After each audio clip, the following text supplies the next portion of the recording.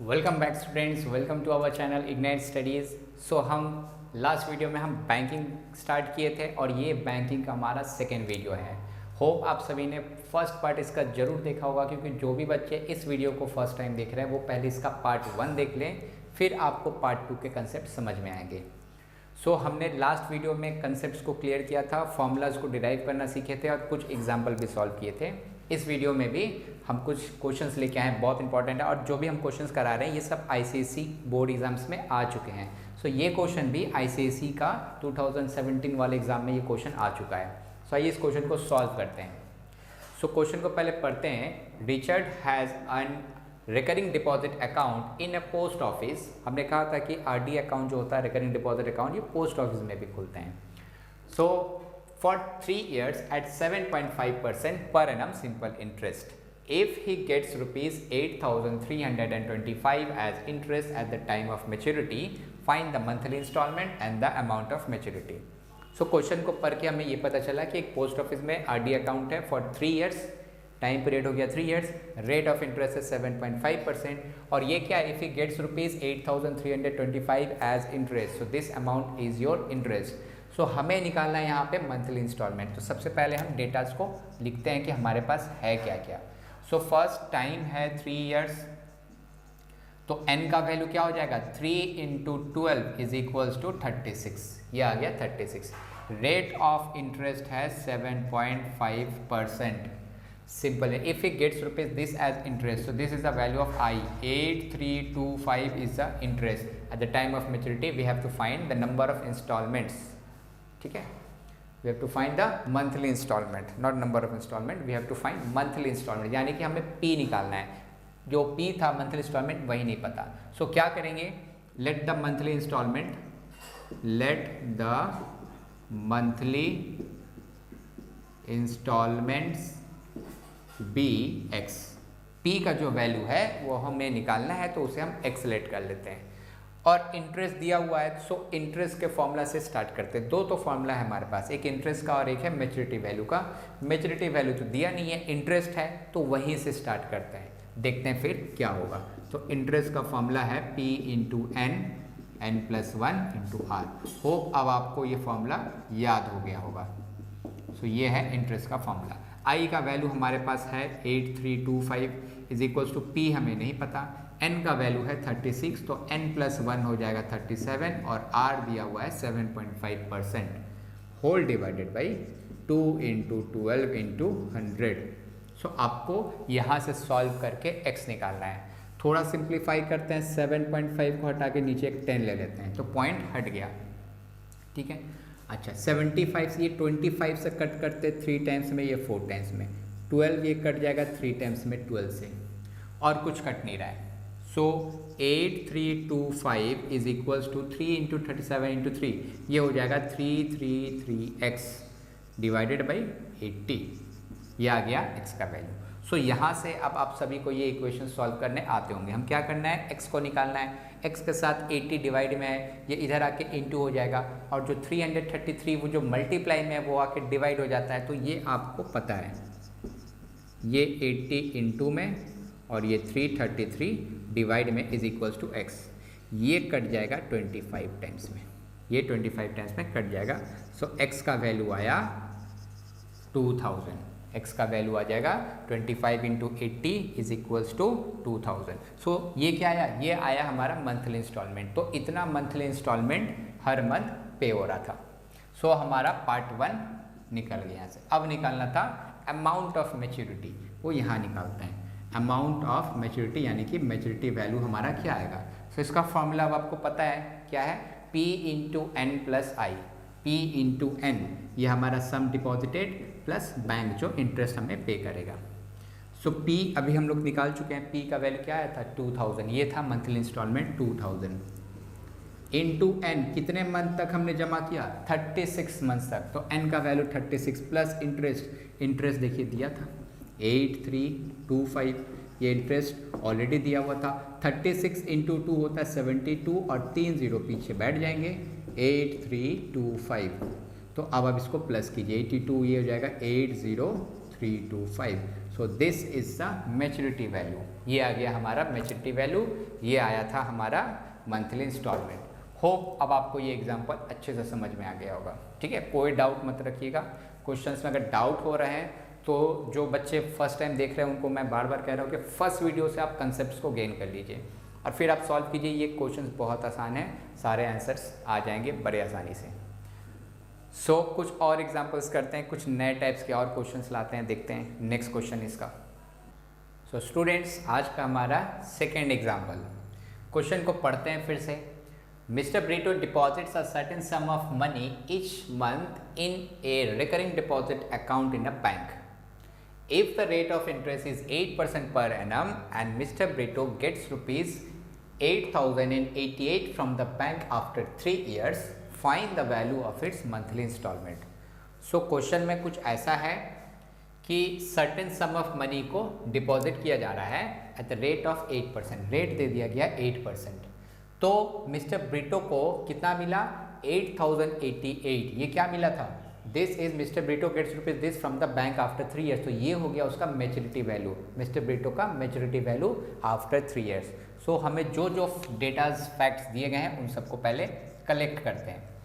सो यहाँ पे rate of interest जो है वो है 8%, मैच्योरिटी वैल्यू जो है वो दिया है 8088 from the bank after 3 years.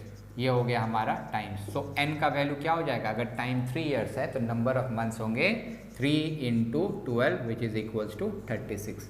Question में निकालना क्या है इस पर, find the value of monthly instalment, monthly instalment निकालना है। लास्ट क्वेश्चन में भी हमने मंथली इंस्टॉलमेंट ही निकाला था। आप गौर कीजिए, लास्ट एग्जाम्पल में भी मंथली इंस्टॉलमेंट निकाले थे, लेकिन क्वेश्चन में उस वक्त इंटरेस्ट दिया हुआ था और इस बार हमें मैच्योरिटी वैल्यू दिया, तो क्वेश्चन को थोड़ा सा बदला है। सो इसको सॉल्व करते हैं। सबसे पहले हम लोग क्या करते हैं, इंटरेस्ट का फॉर्मूला से ही पहले आई का वैल्यू निकालते हैं। हालांकि हमारे पास मंथली इंस्टॉलमेंट है नहीं पी, फिर भी आई को निकालेंगे, क्या आता है देखते हैं। सो हम लोग क्या करते हैं, इस क्वेश्चन में भी लेट करते हैं कि let the monthly installment be X, monthly installment be X. So I क्या होगा, P into N, n + 1 into R, 2 × 12 into 100। So ये होगा आई का वैल्यू। क्या आता है कैलकुलेट करते हैं, P पता नहीं, x लिख देते हैं। n कितना था 36, तो n + 1 हो जाएगा 37। रेट ऑफ इंटरेस्ट जो है वो है 8, 2 × 12 इंटू 100। 12 से कट जाएगा ये 3 टाइम्स, इसको काटते हैं 4 से ये 2 और ये हो जाएगा 25, ये 2 कट, आंसर आया 37 × 3 111x डिवाइडेड बाई 25। ये आ गया interest in terms of x, क्योंकि x नहीं पता, x क्या है मंथली इंस्टॉलमेंट, तो हमने i निकाला इन टर्म्स ऑफ x। यहाँ क्या दिया था मैच्योरिटी वैल्यू। क्यों i निकाले, क्योंकि मैच्योरिटी वैल्यू का जो फॉर्मूला होता है उसमें क्या होता है p × n + i। सो यहाँ क्या करेंगे, हम इक्वेशंस बनाते हैं। तो सबसे पहले मैच्योरिटी वैल्यू वाले फॉर्मूला में हम लिखते हैं और देखते हैं कि क्या आता है। इक्वेशन आएगा, इक्वेशन को सॉल्व करेंगे। मैच्योरिटी वैल्यू दिया हुआ है, ये अच्छी बात है। तो कितना है 8088, P कितना था ये नहीं पता, इंटू 36, n का वैल्यू था 36, I अभी जो आया था इन टर्म्स ऑफ x, इसी को हम लिखते हैं। सो देखिए इक्वेशन अब धीरे धीरे करके इक्वेट हो रहा है, सॉल्व होगा।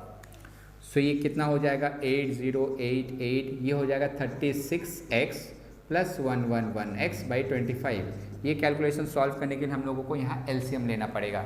यहाँ कुछ नहीं है, मतलब 1 है, तो एलसीएम लेते हैं। तो डिनोमिनेटर 1 है, 25 बनाना है, तो न्यूमरेटर को भी 25 से इंटू करना पड़ेगा, डिनोमिनेटर को भी 25 से इंटू करना पड़ेगा। सो 8088 जब 36 25 से इंटू होगा तो ये हो जाएगा 900x + 111x डिवाइडेड बाई 25। बाकी के कैलकुलेशंस यहाँ करते हैं। सो 8088 इंटू ये जो डिवाइड में था 25, ये इधर आ गया और उधर क्या आएगा तो 1011x, ठीक है, ये प्लस हो गया 900 + 111 इज इक्वल्स टू 1011x।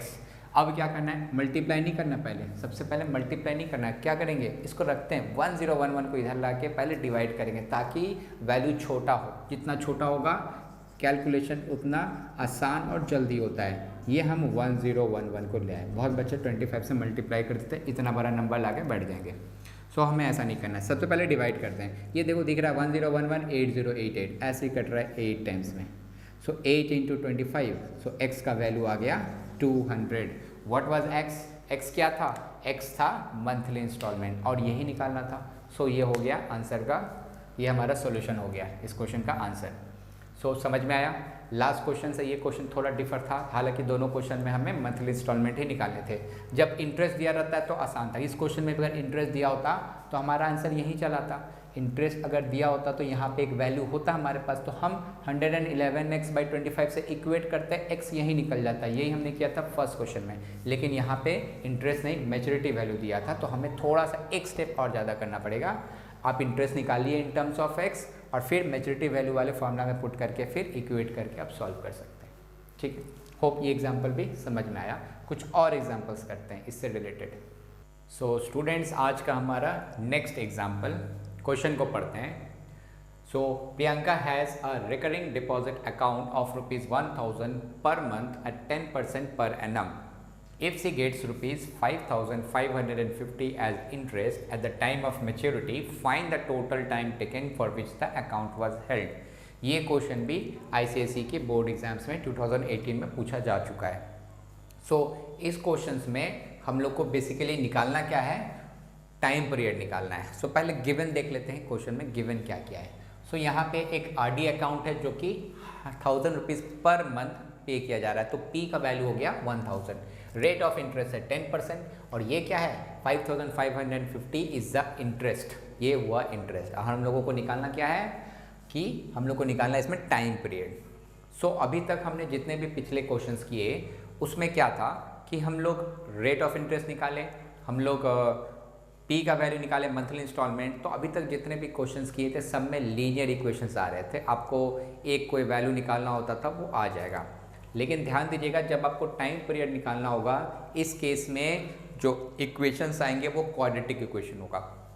सो जिन बच्चों का क्वाड्रेटिक इक्वेशन अच्छा है, यानी कि वो लोग सॉल्व कर लेते हैं, उनके लिए तो बहुत अच्छा है। बट जिन बच्चों को क्वाड्रेटिक इक्वेशन सॉल्व करना अभी नहीं आता है, सो उन्हें थोड़ा सा वेट करना पड़ेगा। हम जब क्वाड्रेटिक इक्वेशन का चैप्टर लाएंगे तो उसमें सिखाया जाएगा किस तरह से क्वाड्रेटिक इक्वेशन को सॉल्व किया जाता है। सो आप पहले उस वीडियो को देख के वापस से आके इस क्वेश्चन को सॉल्व कर सकते हैं, ठीक है। और जिनको आता है उनके लिए तो ठीक है।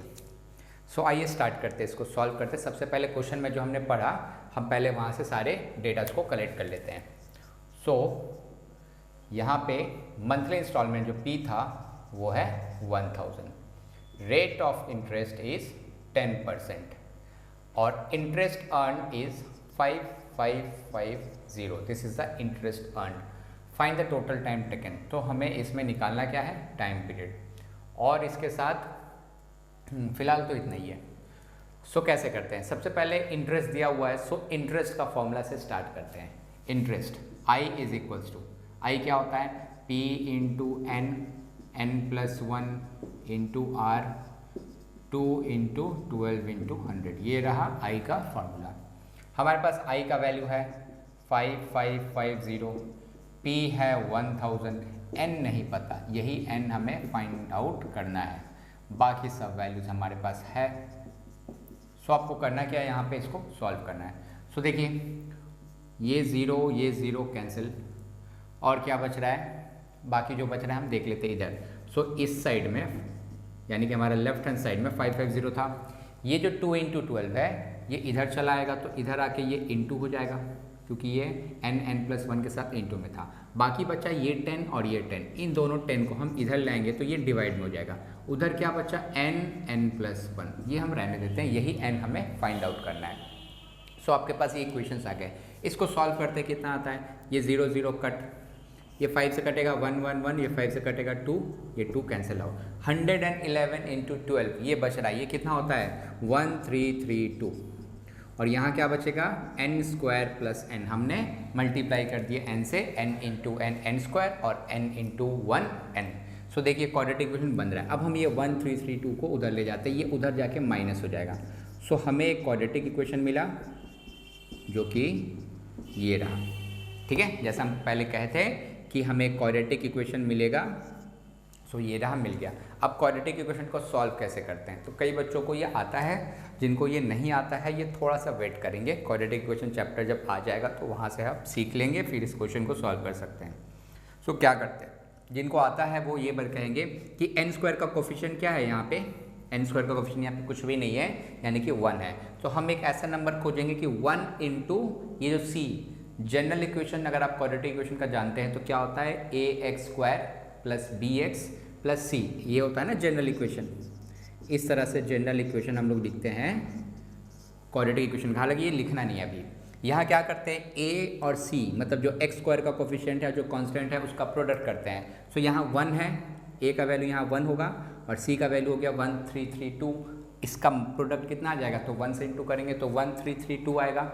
जो भी नंबर आता है प्रोडक्ट के बाद उसका हम प्राइम फैक्टराइजेशन करते हैं। प्राइम फैक्टराइजेशन करके हम n को ये दो नंबर में जो डिवाइड करने पड़ते हैं, दो फैक्टर्स निकालने पड़ते हैं, वो हम निकाल सकते हैं। सो क्या करते हैं, अल्टीमेटली 1332 का प्राइम फैक्टराइजेशन करते हैं। सबसे छोटे नंबर से डिवाइड करेंगे, 2 से डिवाइड करेंगे तो ये 6 और ये 6 और फिर ये 6, फिर इसको हम 2 से डिवाइड करेंगे तो 333, ठीक है, और फिर 3 से डिवाइड करेंगे तो 111। लाना कितना है हम लोग को, 1 का वैल्यू, और फिर ये 3 से डिवाइड हो जाएगा, तो 3 से डिवाइड होगा ये 3 टाइम्स में और 7 37। सो अब देखिए यहाँ से 3 3 ज़ा 9, 9 2 ज़ा 18, 18 2 ज़ा 36। सो दो नंबर हमें मिल गए, एक मिला 37, दूसरा मिला 36। अगर हम इसका डिफरेंस करते हैं तो 1 भी आएगा। सो जो बच्चे जानते हैं उनके लिए ठीक है। सो क्या करते हैं यहाँ पे, तो आपको इसका प्रोडक्ट लाना था और इस प्रोडक्ट को हम ऐसे दो नंबर में डिवाइड करेंगे कि उसका वैल्यू सम करके या डिफरेंस करके 1 आना चाहिए, क्योंकि n का कोफिशिएंट 1 है। तो हम 37 में से 36 माइनस करेंगे तो 1 आएगा। सो यहाँ पे क्या लिखेंगे, यहाँ लिखेंगे 37n माइनस 36n माइनस 1332। अब यहाँ से कॉमन लेते हैं, n कॉमन लेंगे तो बचेगा n प्लस 37, और यहाँ से -6 कॉमन लेंगे तो n प्लस 37 यहाँ भी आएगा इक्वल टू 0। सो n का एक वैल्यू आएगा, एक हो जाएगा n प्लस 37, दूसरा हो जाएगा n minus 36 is equal to 0। यहाँ से n के दो वैल्यूज आएंगे, क्या क्या आएंगे, एक n का वैल्यू आएगा -37 और दूसरा n का वैल्यू आएगा 36। ये माइनस में था तो ये उधर जाके प्लस हो जाएगा, और ये प्लस में था तो माइनस आ जाएगा। तो n का दो वैल्यू आया, और हम जानते हैं क्वाड्रेटिक इक्वेशन में दो सॉल्यूशंस आते हैं, क्वाड्रेटिक इक्वेशन में दो सॉल्यूशंस आएंगे। तो एक आया 37, एक आया -37, दूसरा आया 36। अब हमें निकालना क्या है, यहाँ पे सोचिए, हम लोगों को टाइम पीरियड निकालना था, और टाइम पीरियड कभी नेगेटिव हो सकता है, तो बिल्कुल नहीं, time period can't be negative. So हम यह वैल्यू को नहीं लेंगे, क्यों, क्योंकि ये नेगेटिव नंबर है। टाइम हमेशा पॉजिटिव नंबर होता है, तो n का वैल्यू जो होगा वो होगा 36। अब रीज़न देंगे because n can't be negative. ये आ गया n का वैल्यू 36। तो यहाँ पे ठहरना, ये आंसर नहीं है। यही बच्चे गड़बड़ करते हैं, n का वैल्यू निकाल के छोड़ देते हैं, उनको लगता है n निकालना होता है, बट एक्चुअली क्वेश्चन में पूछा है what is the time period. Time period पूछा जा रहा है और ये हमको ईयर्स में निकालना होता है। ये आपको गलती नहीं करना, यहाँ पे छोड़ना नहीं है, बहुत बच्चे करते हैं। तो आपको टाइम पीरियड निकालना है। सो टाइम इन ईयर्स निकालेंगे, टाइम पीरियड जो कि ईयर में निकालना था। इसको क्या करते हैं, हम n को 12 से डिवाइड कर देंगे, नंबर ऑफ मंथ्स को अगर मंथ्स है 12 से डिवाइड कर देते हैं तो वो ईयर बन जाता है। सो n कितना था 36, इसको 12 से डिवाइड करेंगे, क्या आएगा 3 years. So this is the actual time period. तो ये होगा आपका आंसर 3 ईयर्स, यहाँ पे नहीं छोड़ना है।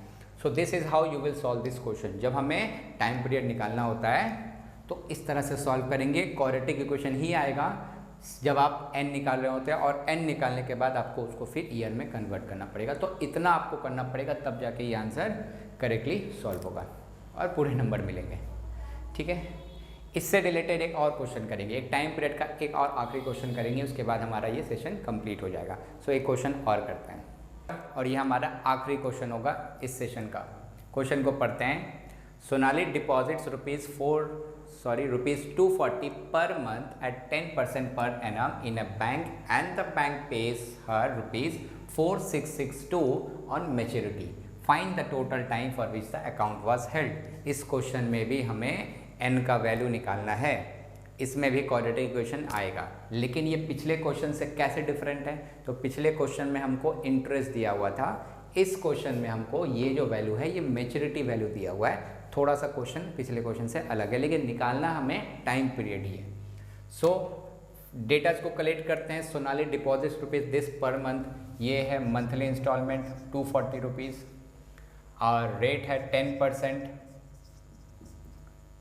And pays her rupees this on maturity. तो मैच्योरिटी वैल्यू जो है ये है 4662, इतना अमाउंट मिला on maturity. Find the total time for which the account was held.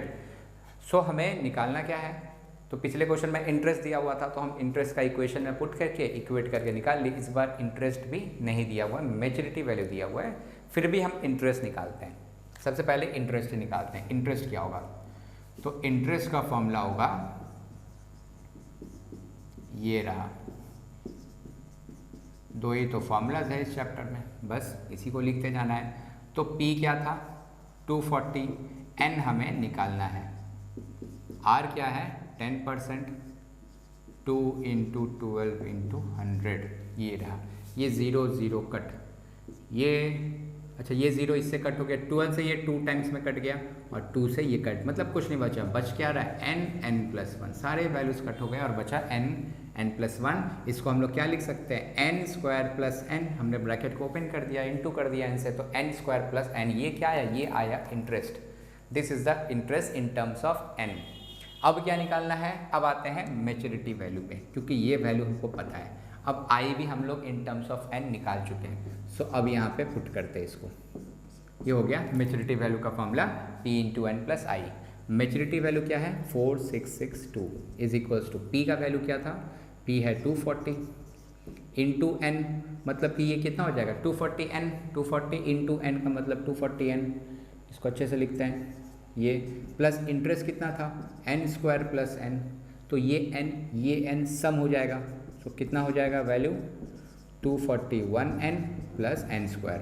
अब देखिए क्वाड्रेटिक इक्वेशन बनना शुरू हो गया। इस नंबर को हम यहाँ ले आते तो ये नेगेटिव हो जाएगा इधर आके, और इसको थोड़ा हम जनरल फॉर्म में लिख लेते हैं, माइनस हो जाएगा ये नंबर इधर आके। सो ये हो गया 0।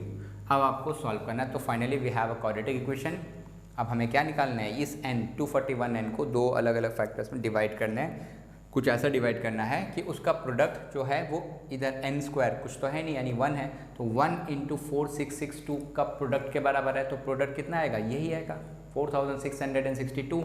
और वो जो दो नंबर होंगे जिनका प्रोडक्ट होगा 4662, वो नंबर आपस में सम होके या डिफरेंस होके कितना आना चाहिए, तो आना चाहिए 241 का। तो हम क्या करते हैं, इसका प्रोडक्ट का प्राइम फैक्टराइजेशन करते हैं। सो 4662 का प्राइम फैक्टराइजेशन करते हैं।